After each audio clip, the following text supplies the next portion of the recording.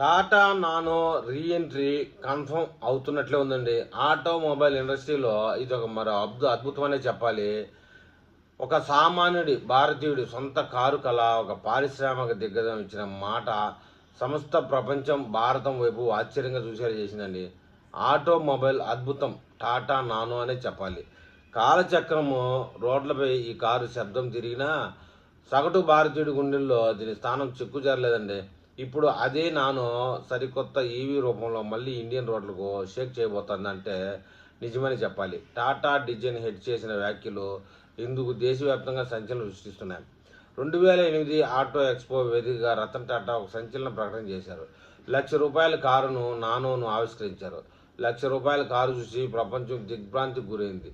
ద్విచక్ర వాహనాల ప్రమాదకరంగా ప్రయాణించే సగటు కుటుంబాలకు రక్షణగా ₹1,00,000 ప్రారంభ ధర 2009లో నానో కారు రోడ్లపైకి వచ్చింది. భారతీయ ఆటోమొబైల్ చరిత్రలో అత్యంత చౌకైన కారుగా ఇది నిలిచింది.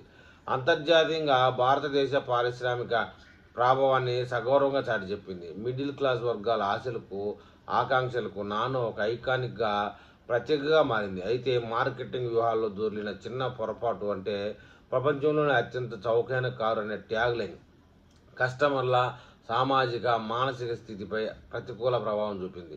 భద్రతా ఆందోళనలు, క్రమంగా మారిన వినియోగాలకు ప్రాధాన్యతల కారణంగా నానో అమ్మకాలు పడిపోయాయి. ఒకానొక సమయంలో ఇండియన్ ఆటోమొబైల్ విప్లవానికి ఊపులూదిన ఈ ల్యాండ్ మార్క్ మోడల్ చివరి 2018 నాటికి ఉత్పత్తికి ముగింపు పలుకుతూ నిశ్శబ్దంగా వీడ్కోలు తీసుకుంది.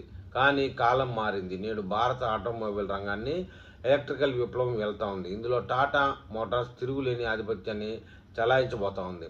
జూలై 2026 గణాంకాల ప్రకారం ఒక్క నెలలోనే టాటా 13,678 ఎలక్ట్రికల్ కార్లను విక్రయించింది. 41.54% మార్కెట్ వాటాతో అగ్రస్థానంలో నిలిచింది. ప్రత్యర్థి మహేంద్ర కంటే దాదాపు 6,000 యూనిట్లు భారీ ఆధిక్యాన్ని సాధించింది. Tiago, punch, Nexon, curve, Harrier, సియర్రా వంటి ఈవీలతో సంచలనం సృష్టిస్తున్న టాటా పోర్ట్ఫోలియోలో టియాగో ఈవీ కంటే దిగువన ఒక మైక్రో ఈవీకి ఇప్పటికీ స్పష్టమైన అవకాశం ఉంది. ఇటీవల Tata Motors India design head Ajay Jain చేసిన వ్యాఖ్యలు కొత్త ఆశలకు మళ్ళీ ఊపిరి పూసాయని చెప్పాలి.